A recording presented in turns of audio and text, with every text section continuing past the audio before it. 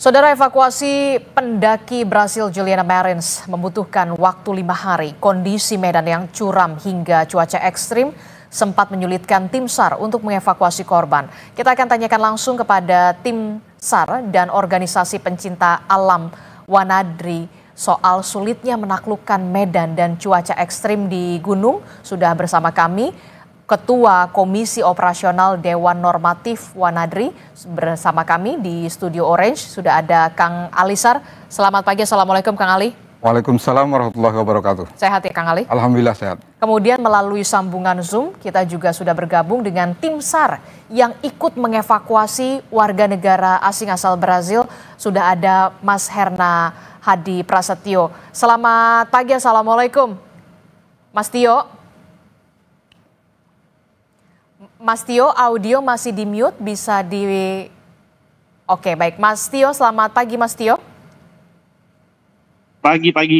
Oke, Mas Tio, kami ucapkan terima kasih pada seluruh tim evakuasi yang sudah bertugas begitu ya sampai akhirnya berhasil mengevakuasi jenazah Juliana Marins di hari kelima. Mas Tio, ini adalah penampilan perdana Anda di televisi. Bisa diceritakan kondisi medan di lokasi jatuhnya korban sejauh ini? Baik, untuk medannya memang sangat ekstrim. Yang pertama kita di hauling itu di sejauh 400 meter, 400 meter, kemudian ada teras 1, kemudian teras 2. Jadi kalau kita lihat dari gambar dari drone itu ada seperti flat, miring, lurus, kemudian namun di situ ada lagi ada teras ke-1, ada teras ke-2. Oke. Nah, disitulah si korban itu berada di teras yang kedua itu yang kita harus traveling lagi sejauh sekitar 200 lagi. Jadi dari yang tadinya itu kelihatan yang hari pertama, hari kedua itu 200 meter yang pertama, dan itu kita kemarin mencoba lagi untuk turun ke 200 meter lagi seperti itu. Jadi cukup sulit. Kemudian memang perjuangan sangat luar biasa karena di situ banyak batu-batu juga nimpa ke. Untung kita bawa peralatan yang safety seperti helm sehingga bisa mengamankan kepala kita ketika ada banyak batu jatuh ke di situ gitu. Oke, Mas Tio, berarti Anda adalah orang yang turun terjun ke bawah untuk kemudian mengevakuasi jenazah korban Juliana sampai di kedalaman 600 meter atau kemudian ada shifting di sana? Suaranya bisa sedikit besar. Oke, Mas Tio, kami ulangi kembali. Berarti Mas Tio adalah orang yang turun ke bawah untuk menjangkau bagaimana posisi dari korban Juliana Marins ini untuk bisa dievakuasi ya, Mas? Iya, salah satu karena kita sebetulnya yang turun ada 7 tim, kemudian dari titik yang korban itu turun lagi, kita yang diturunkan ada 4 orang. Ada saya yang pertama dari Basarnas, kemudian ada saya, ada Agam, kemudian ada satu Mas Bang Botol. Ada 4 orang yang untuk menuju ke titik korban itu gitu, karena jaraknya masih lumayan lagi untuk menuju ke titik yang teras kedua ini seperti itu. Apa kendala yang paling besar pada saat Anda dan juga tim di sana untuk mengevakuasi, karena memang itu kan medannya curam sekali gitu, terjal, bahkan di sana kan memang berpasir begitu dan juga berbatu. Betul. Untuk bagian atas itu banyak pasir dan batu lepasan, sehingga apabila kita tidak hati-hati itu bisa juga mengancam nyawa si teman-teman ini, keselamatan teman-teman ini yang evakuasi. Kita harus selalu menjaga, ngasih tahu kalau ada batu jatuh dan segala macam kayak gitu, kita langsung menghindar dan medannya memang sangat ekstrim ya. Jadi yang teras pertama dua ini 90 derajat. 90 derajat itu bisa dibayangkan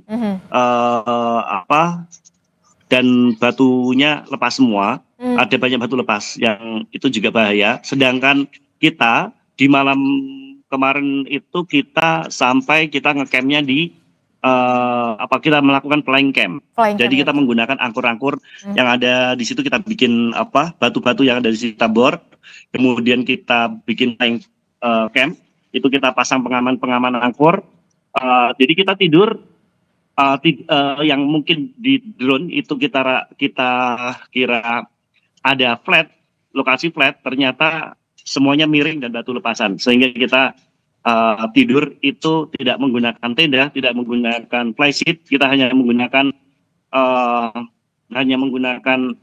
sleeping bag sama SB sama jaket yang seadanya di situ dan menggunakan pengaman, kalau tidak kita merosot. Dan kita jaraknya sama korban ini kurang lebih 3-4 meter jarak kita tidur atau ngecamp di situ. Gitu. Saya tidak bisa membayangkan. Dan cuacanya sering di situ berubah sering kabut, cepat sekali, sehingga itu menjadi tantangan tersendiri dalam proses evakuasi. Cuacanya tuh tiba-tiba berkabut, kemudian angin kencang atau seperti apa, bisa diceritakan, Mas Tio? Lebih ke kabut tebal sih, kabut tebal. Oke, jadi memang kabut jadi tebal. Jarak pandang kita melakukan rappelling dan itu jarak pandang kita sangat tipis gitu. Oke, jadi kemudian ada kendala kabut tebal yang kemudian menghalangi pandang atau jarak pandang ketika Anda dan juga bersama tim ini tengah melakukan rappelling untuk kemudian menjangkau titik dari korban Juliana. Saya ke Kang Alisar. Kang Alisar, ini kalau kita lihat ya, Gunung Rinjani ini kan ketinggiannya saja 3.726 mdpl begitu, dan jadi salah satu gunung yang banyak sekali diminati oleh wisatawan asing. Selain juga pendaki dari lokal begitu ya, tapi wisatawan asing, pendaki-pendaki profesional juga banyak sekali datang ke sana. Lebih banyak bulenya bahkan kalau ke sana. Nah, apa yang kemudian harus disiapkan sebenarnya? Karena kalau tidak salah, gunung itu kan juga memang ada grade-grade-nya. Standar operasional prosedurnya seperti apa untuk evakuasinya sebenarnya? Baik, terima kasih. Pertama-tama kami dari Wanadri mengucapkan belasungkawa kepada korban dan keluarganya. Terus yang kedua, kami sangat mengapresiasi tim SAR yang menjadi atensi daripada pemerintah Indonesia, baik dari pusat, daerah, unsur SAR, Basarnas, TNI, Polri, dan kita wajib mengapresiasi itu karena alhamdulillah telah berhasil mengevakuasi korban sampai ke rumah sakit. Betul. Itu satu. Kemudian pertanyaan Mbak Desa tadi, kami dalam melakukan kegiatan di alam terbuka, kita harus sadar betul ada dua faktor. Kita harus paham betul ada dua faktor bahaya yang wajib para penggiat ketahui. Pertama adalah bahaya subjektif. Bahaya subjektif itu seperti apa? Artinya adalah bahaya yang berasal dari pelaku sendiri atau penggiat. Oke. Dan itu bisa dimitigasi atau bisa dilatih atau bisa dimaksimalkan. Yang kedua adalah bahaya objektif atau objective danger. Itu berasal dari faktor eksternal, yaitu alam terbuka. Nah, kita para penggiat harus paham betul dan sadar betul kalau kita berkegiatan di alam terbuka harus paham betul dua bahaya tersebut. Nah, artinya apa yang bisa kita siasati dalam dua bahaya tersebut? Untuk bahaya subjektif yaitu subjective danger, kita bisa mitigasi dengan cara persiapan berlatih, baik fisik, pengetahuan maupun mental. Kemudian yang kedua, yang bahaya objektif itu minim sekali kita bisa mitigasi karena itu menyangkut kepada faktor alam yang tidak bisa seperti tadi ceritakan oleh Mas Tio tadi. Saya membayangkan beberapa operasi SAR apalagi di Gunung Rinjani dan medan yang dekat puncak itu betapa sulitnya. Betul. Kita apresiasi tim SAR itu betapa sulitnya.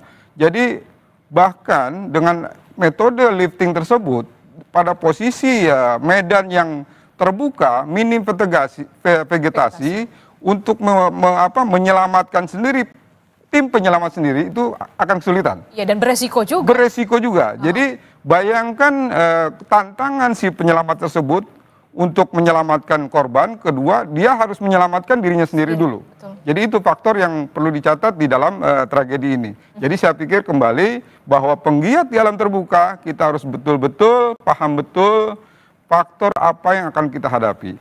Demikian, Mbak. Oke, jadi nggak bisa tiba-tiba, oke, kita naik gunung deh gitu ya. Tiba-tiba berniat untuk naik gunung, yang dilihat Gunung Rinjani lagi kan. Betul. Memang harus ada persiapan khusus yang harus dilakukan setidaknya 1 minggu sebelumnya. Betul. Jadi apalagi Gunung Rinjani, memang kan gunung-gunung vulkanik Indonesia kan sangat indah, Mbak. Betul. Jadi itulah, jadi sangat indah tujuan destinasi wisata, baik pendaki maupun wisata, itu baik nasional maupun luar negeri. Kita bersyukur di Indonesia punya destinasi pendakian gunung yang sangat indah, terutama Gunung Rinjani. Itu sangat indah. Nah, kembali kepada persiapan tadi, jadi usahakan menggiat di alam terbuka, apalagi pendakian gunung, manjat tebing, atau arung jeram segala macam, kita di Wanadri biasanya dibekali 3 keterampilan. Pertama adalah physical skill atau kemampuan fisik. Oke. Itu pertama. Yang kedua technical skill atau pengetahuan teknis. Yang ketiga adalah environmental skill. Jadi pengetahuan lingkungan. Apa artinya? Jadi yang pertama adalah mengenai physical skill. Kita akan bepergian atau akan melakukan kegiatan alam terbuka, medannya seperti apa, kita sesuaikan dengan kondisi kita. Kita harus melatih diri kita supaya kita siap secara fisik untuk melakukan kegiatan tersebut. Yang kedua, technical skill. Kita harus pelajari betul medannya seperti apa, seperti tadi, ketinggiannya berapa, cuacanya bagaimana, itu harus kita pelajari sebelumnya, agar apa? Kita minimal bisa memitigasi kendala-kendala yang akan kita hadapi. Nah, terakhir, yang environmental skill adalah kita harus sadar betul kita akan melakukan kegiatan di daerah mana. Jadi kemudian kita akan mendaki gunung, cuacanya akan dingin, cuaca berubah-ubah. Nah, dari hal tersebut, kalau kita pelajari dan kita miliki kemampuan tersebut, minimal kita bisa meminimalisir hal-hal yang tidak diharapkan. Demikian. Oke, jadi memang harus ada skill-skill tertentu. Betul, ya. Kemampuan fisik, kemampuan teknis, dan juga tadi environment ini yang tadi, skillnya yang tadi yang harus dipenuhi begitu ya. Betul. Ini kan apa ya, kita lihat ini peristiwa terjadi pada hari Sabtu. Siapa sih yang mau ada peristiwa kecelakaan semacam ini begitu ya? Nggak ada yang mau. Tapi kemudian ini terjadi, kemudian di hari kelima baru bisa berhasil dievakuasi setelah tadi disebutkan oleh Mas Tio, salah satu tim yang juga turun ke bawah begitu ya untuk menjangkau korban dan bahkan sempat ngecamp di sana, melihat bagaimana kondisinya, seperti apa, betapa sulitnya. Tapi kemudian warganet kan kita tahu juga banyak sekali yang menggeruduk begitu ya akun-akun media sosial, bahkan akun media sosial Pak Prabowo yang mengatakan ya ini agak lambat dan segala macam. Nah, apa yang harus dievaluasi dari segi kita, dari sisi internal kita, pemerintah Indonesia, apa yang bisa dievaluasi dari sini, jangan sampai kemudian soal proses evakuasinya ini jadi permasalahan. Standarnya ini harus seperti apa? Baik, sebelum lari kepada pertanyaan tadi, kita harus evaluasi betul bahwa setiap para penggiat maupun para fasilitator harus camkan betul beberapa aspek yang harus diperhatikan. Pertama adalah persiapan. Persiapan pada pelaku dan fasilitator. Kemudian kedua, aturan main. Ya, aturan main di lokasi itu seperti apa? Itu harus betul-betul diperhatikan. Kemudian kedua adalah faktor kondisi alam yang harus diperhatikan, baik bagi pelaku maupun oleh fasilitator. Kemudian yang terakhir adalah yaitu tadi masalah daripada kesiapan pada semua. Nah, terkait pertanyaan Mbak tadi terkait kenapa lambat, yang paling paham adalah pelaku kegiatan dan kedua adalah tim yang berada di sana. Jadi itu kenapa masalah lambat segala macam, banyak faktor, banyak variabel yang menjadikan kenapa keterlambatan terjadi. Yang paling kalau saya analisa saya adalah faktor cuaca alam yang memang menghambat itu semua. Faktor cuaca dan alam. Betul. Jadi saya pikir fasilitas di Rinjani saya pikir sudah cukup bagus ya, Taman Nasional segala macam saya pikir sudah cuma alam itu yang memang tidak bisa kita hadapi dengan gegabah. Oke. Itu seperti ya cuaca berubah-ubah seperti Mas Tio tadi katakan benar sekali, di gunung itu unpredictable cuacanya. Cepat Hari berubah. ini biasa berapa detik bisa berubah. Itu satu. Kemudian jarak pandang, otomatis tim evakuasi nggak bisa merekomendasikan SOP atau cara evakuasi itu gegabah. Karena dia harus memperhatikan beberapa hal, selain menyelamatkan korban, dia juga harus memperhatikan safety daripada penyelamat itu sendiri. Nah, saya perhatikan kondisi korban jatuh di ketinggian 3.000 ke atas, kemudian dengan jurang 500, itu betapa sulitnya menganalisa medan tersebut. Karena tidak mungkin jarak pandang atau pandangan si korban terlihat langsung. Walaupun dengan beberapa alat yang diterjunkan, saya pikir dengan faktor ketinggian, medan yang cukup sulit, itulah beberapa hal yang mungkin ya menjadi kendala daripada tim kita untuk melakukan penyelamatan. Demikian. Oke lah. Kita lihat memang cuaca berubah-ubah, ekstrim, kabut tebal, kemudian berpasir dan segala macam. Tapi kemudian yang menjadi pertanyaan adalah sebenarnya standar keselamatan di masing-masing gunung ini seperti apa, begitu ya? Kementerian Pariwisata juga seperti apa koordinasinya dengan tim SAR dan segala macam gitu ya, khususnya karena kita tahu wisatawan asing di Gunung Rinjani banyak, banyak sekali begitu ya. Nah kalau kita mau berkaca di gunung-gunung di luar negeri lainnya yang sudah punya standar keselamatan yang cukup bagus gitu ya. Nah, bagaimana kemudian itu bisa diaplikasikan ke Indonesia? Baik, jadi kan kita tren mendaki gunung kan terus naik ya Mbak ya di Indonesia ini. Dan pemerintah juga dan penggiat juga terus mengevaluasi hal-hal tersebut.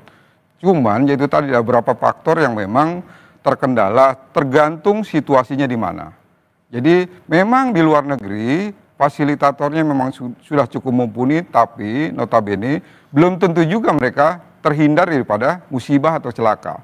Kembali kepada alam yang akan menentukan kan gitu. Nah evaluasinya ke depan bagi kita, saya pikir koordinasi itu penting. Saya pikir Indonesia sudah punya institusi search and rescue yang cukup bagus, dalam hal ini Basarnas. Tinggal bagaimana kita cara mengkoordinasikan lebih baik, mempelajari medannya segala macam, mempersiapkan tim teknisnya, mempersiapkan peralatan yang mendukung, yang mumpuni agar supaya begitu terjadi tragedi itu bisa cepat dilakukan penyelamatan. Jadi kalau menurut Anda perlu ada peningkatan koordinasi antara sektor pariwisata, SAR, BPBD ataupun Basarnas ini yang kemudian harus benar-benar diwujudkan begitu, jangan sampai kejadian sampai berhari-hari ini menjadi pelajaran juga buat kita. Betul, saya pikir koordinasi itu kan sudah cukup dilaksanakan ya. Cuman memang untuk mengambil keputusan evakuasi dalam kondisi medan yang cukup berbahaya, saya pikir itu perlu kajian atau keputusan atau koordinasi yang cukup maksimal agar supaya apa tindakan yang dilakukan tersebut sesuai dengan prosedur yang maksimal. Demikian. Oke, saya ke Mas Tio. Mas Tio masih bergabung bersama Kompas TV, Mas Tio? Iya, masih. Iya, Mas Tio, saya ingin tahu untuk standar keselamatan di Gunung Rinjani sendiri dari yang sudah Anda lakukan di sana, begitu seperti apa sebenarnya? Dari segi peralatan, kemudian tim, begitu ya, seperti apa di sana? Karena ya sedikit sedikit agak miris begitu ketika warganet begitu ramai-ramai menggeruduk begitu media sosial bahkan milik Pak Prabowo yang mengatakan ini kok lambat sekali ya gitu. Apa yang ingin Anda sampaikan sebenarnya? Baik, saya sendiri pendiri atau pegagas shelter emergency di Rinjani ini sudah ada di Pelawangan Sembalun dan ada di Danau.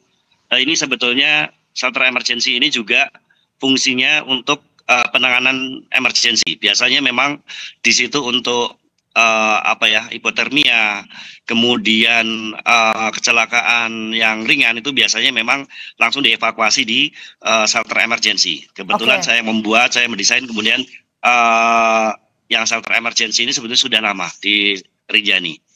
Kebetulan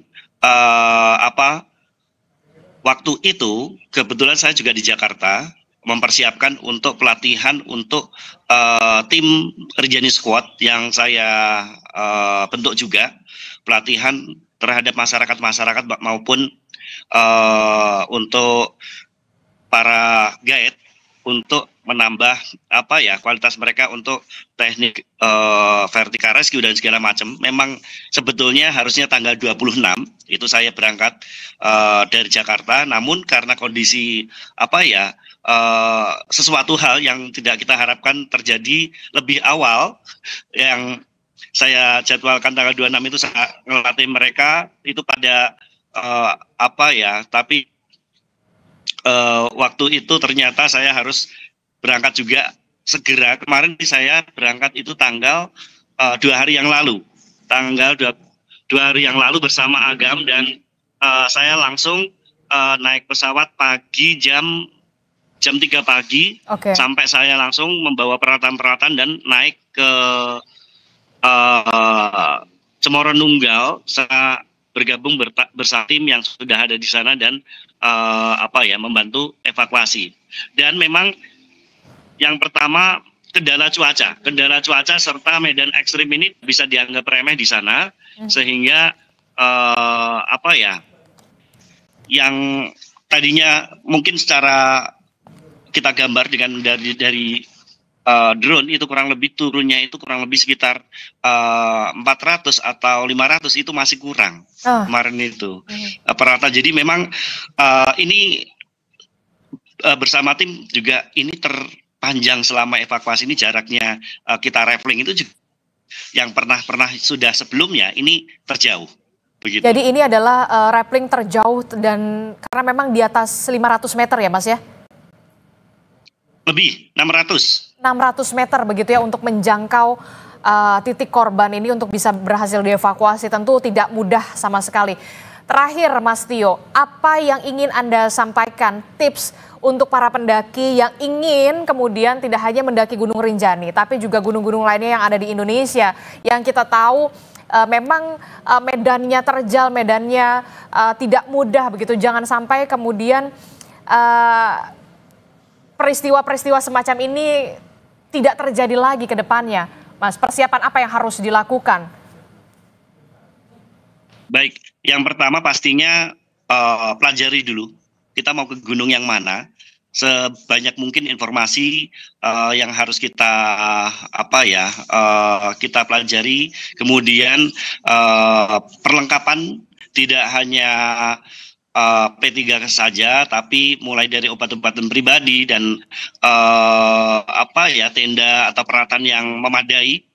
Kemudian karena tiap gunung beda-beda karakternya ya, sehingga kita harus butuh persiapan yang cukup matang. Tidak hanya sekedar kayak jalan-jalan, karena ini olahraga ekstrim, sehingga kita persiapan harus matang seperti itu. Oke, baik. Terima kasih Mas Tio atas waktunya sudah menyempatkan untuk berbincang bersama kami yang merupakan salah satu dari tim evakuasi terkait dengan jatuhnya warga negara asing asal Brazil ini di Gunung Rinjani. Sekali lagi kami mengucapkan terima kasih dan juga kepada rekan-rekan di sana, Mas Tio, dan juga ada Kang Alisar, juga terima kasih sudah berbagi perspektifnya di pagi hari ini. Terima kasih Mas Tio dan juga Kang Ali. Assalamualaikum, selamat pagi, sehat selalu. Waalaikumsalam warahmatullahi wabarakatuh. Selamat pagi, waalaikumsalam warahmatullahi wabarakatuh.